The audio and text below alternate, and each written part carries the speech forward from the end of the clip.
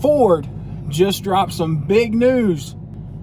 The way we buy cars as we know it is about to change.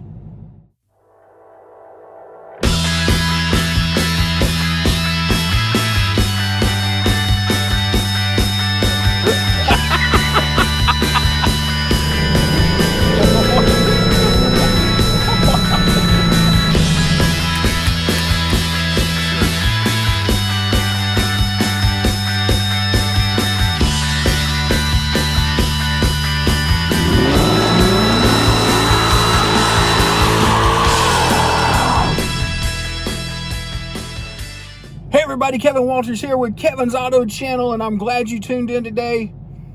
Ford has dropped some big news. The CEO of Ford, Jim Farley, is wanting to change the way that we buy cars as we know it. Tesla has been using this model for years now, and it's simply a way to phase out the old-fashioned dealerships that we've always known and to make everything streamlined online. So a lot like Tesla, Ford is wanting to have an online buying process, ordering process, I guess you could say too. Go online, order what you want. If they have it in stock, I'm sure they could get it to you earlier. Otherwise, you'd have to wait for that car to be manufactured and built. And then I'm guessing it would sort of be like what Tesla does. But it did say in the news article that Motor Trend put out that they would even take care of delivery, so there really wouldn't even be a waypoint where the car would be delivered to like a dealership. They would just ship it straight to your house and, you know, pull up, sort of like what Carvana does or some of those guys. But, you know, it's interesting to think about not having a salesman to deal with or a general manager or sales manager. You just go straight through Ford. Now, the art of negotiation would go away. This is one of Jim Farley's key points. He said, you know, we're going to get rid of negotiation. The price is what it is. So basically what Ford is wanting to do is get rid of the dealership markups. And in a way, dealerships have shot themselves in their own foot, because with all of these new models coming out, the dealerships are seeing a way to make money because the public wants these vehicles, the consumers want these vehicles, so they are charging a premium on top of the MSRP.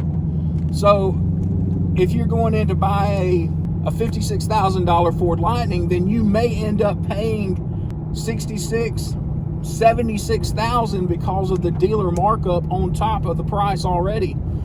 So in a way, the dealerships are giving Ford a bad name by doing this. So Ford's just gonna cut them out, cut the middleman out, so to speak, and you would deal directly with Ford. Now, I'm sure there would be a way to where, as far as financing goes, I'm sure you could use your own bank, credit union, or I'm assuming there would be ways to apply for financing on Ford's website, on the portal that you would use for ordering the vehicle. But, I mean, they're just talking right now, but talking a lot of times lead to actions. So it will be interesting to see what if Ford follows up and develops this process. They've been talking about it for a couple years now. I know since the Shelby GT500s have come out, because dealers were marking those up $15,000, $20,000, $30,000, and Ford was not happy with the dealerships then. And now with the Mach-E's and the Lightnings coming out, dealerships are doing it once again. So Ford is just going to nix that altogether as far as the plans go right now, and just go to an online buying process. I'm sure, like Tesla, to have a vehicle built and ordered, you would have to put down a small down payment. to secure your place in line, basically. But I know I've watching some videos on the Tesla buying process. It's very streamlined. It's very quick. I'm sure you would still have some DMV paperwork to sign and either submit back to Ford or your local DMV. But other than that, everything would be online. So it's very interesting to think about not being able to go to a local dealership and test drive a car or see a car or truck before you actually buy it.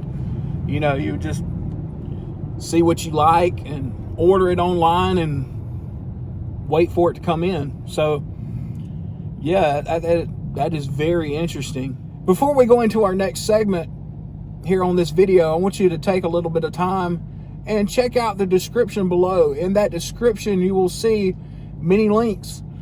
You will see links to products I recommend, and you will also see a link to my other social media and a link to our merch store. That is right, we do have a merch store here at Kevin's Auto Channel. Be sure and check it out. There's many designs on there, many products with each design. Be sure and check it out. Pick you up some Kevin's Auto Channel merch, support the channel, and spread the word about us. So speaking of the Mach-E and the Lightning and electric vehicles in general, you know, we see this snowball effect going on right now in the auto industry. And Tesla's been in business, you know, over a decade now. And they are definitely the pioneers, the front runners of electric vehicles in my mind. You know, they've mass produced, they've sold, they've refined, they've fixed mistakes, worked out bugs. They've got a great software update process for their vehicles. So they are definitely the ones to model after, I would say, in the electric vehicle niche. And we see now, you know, we've got Ford with the Mach-E and the Lightning. We see Hyundai, Kia, Genesis with their electric vehicle models now. We see BMW with their I-Series electric vehicles. Most manufacturers today, and even we've got new manufacturers like Lucid and Rivian and all these companies now that are exclusively in the electric vehicle industry. They are coming to the forefront, and you know, the talk is and the hype is way up right now. You know, it's the newest, biggest thing. It's the way the government is wanting us to go, so you have government push behind it. But you see the snowball going down the hill, and it's getting bigger and bigger and bigger, and more manufacturers are entering or announcing that they are going to enter the electric vehicle market. And you know, the way things are going, pretty soon, you know, the goal is, I've heard 2030, that most vehicles produced will be electric. And we see the trend going that way. We see all of these models, makes and models of electric vehicles coming out, and pretty soon the market will get saturated with these electric vehicles. And with that will be more price wars. Hopefully we will see prices of electric vehicles come down. Because right now electric vehicle prices are, safe to say, between $40,000 and $100,000 is what it takes to get an electric vehicle. And hopefully, you know, manufacturers that can mass produce vehicles like Toyota and of course Hyundai and Kia and all them, hopefully they will have different, you know, electric vehicle models to where just about anyone can get into an electric vehicle if they want to. And of course, you know, you can always buy used. You don't always have to buy new. It's just with electric vehicles, it's a little different because you have to think of the lifespan of the battery pack. Because if you have to replace the battery pack, you're looking anywhere between $7,000 and $20,000 to replace a battery pack in an electric vehicle, depending on the capacity that it is and the power draw the wattage that it's rated at. So you see this wave that is happening with electric vehicles, and the wave is strong, and it's still forming and building, and you can definitely see the future of the automotive industry is here. It is beginning. It is now. It is today. And so it is for car enthusiasts like myself. It's sort of a double-edged sword, because it's exciting to see all of this new technology come in, but then you still have a soft spot in your heart for the internal combustion engine, for me, the V8, and unfortunately the V8 is the engine that they are wanting to phase out the most. And you see that with Dodge here recently announcing that they are getting rid of their V8s, the Hemis, the Hellcat engines, and they will replace their Hellcat models first and foremost with electric powertrains and motors. And then you see that the Hemi V8 replacement is going to be a turbo inline 6-cylinder. So you see the demise and the phasing out of the naturally aspirated and supercharged V8. And it's like I said, it's a double-edged sword. It's good to see the electric industry coming in, and the technology and the potential that it has, because with electrification you can make a lot more power than you can with internal combustion engines.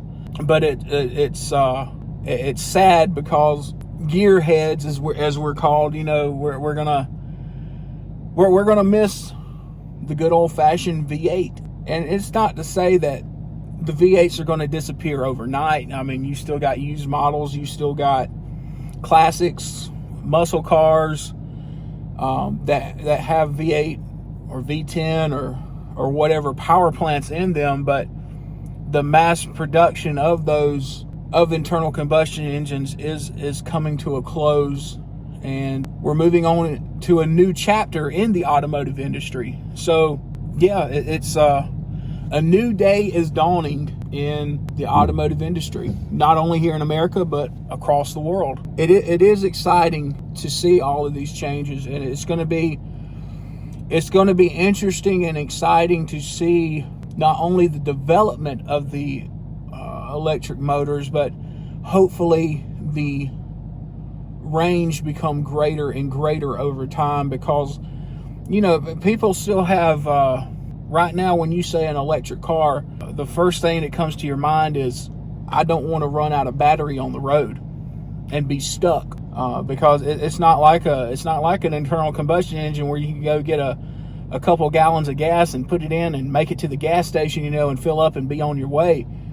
If you run out of power in an electric car, you're stuck, and you have to call a tow truck and spend a couple $100s to get your vehicle towed. So range anxiety is that's the official term for it, but that is definitely still a real thing, because most of the electric vehicles that are produced today, you're looking at between 200 and 300 mile range on those vehicles. And if you're local driving and you're driving around town, that's fine. But if you want to get out and you want to take road trips, you want to travel across the country, that's definitely a factor that you have to factor in more than you do a gas station, because you have to make sure, one, you can charge the vehicle, and two, you can charge it in a time that's not going to cut too much into your vacation time, because it does take time. Even with a supercharger, it does take 20 minutes to up to an hour to fast charge an electric vehicle, depending on how big the battery pack is. That is definitely one of the most major hurdles I can see that would dissuade someone from purchasing an electric vehicle, and it's a viable concern. I definitely don't want to be, driving down the road, and if it's cold, if it's real cold in your area, that really affects the range. It may say you have 100 miles left on your range for your car, when in fact, with the cold weather as a factor, you may only have 50 miles left or 25 miles left.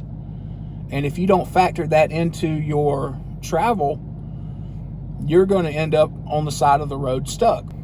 It's definitely, like I said, it's definitely going to be exciting to see how the electric vehicle market develops, how the technology develops, how the range develops over time. And hopefully, if they can get the range as a standard up to 500 miles across the board for most electric vehicles, that would be a good number. 500 miles, that would give you some wiggle room for error or for weather, temperature wise. So that would be a good standard range to have, is 500 miles across the board. Like I said, it's exciting times we're living in. I fought the idea of liking electric vehicles for years.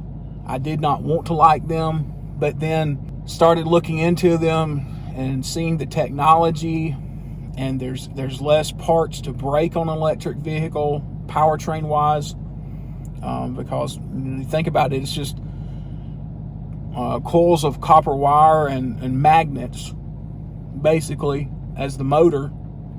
There's no transmission, no oil changes, no fuel.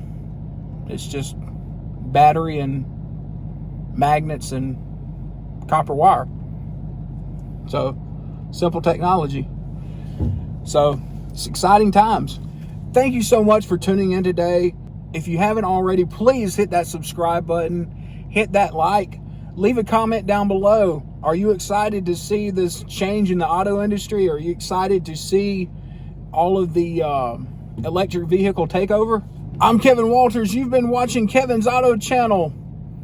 I hope to see you in the next video, and I hope you have a great day today.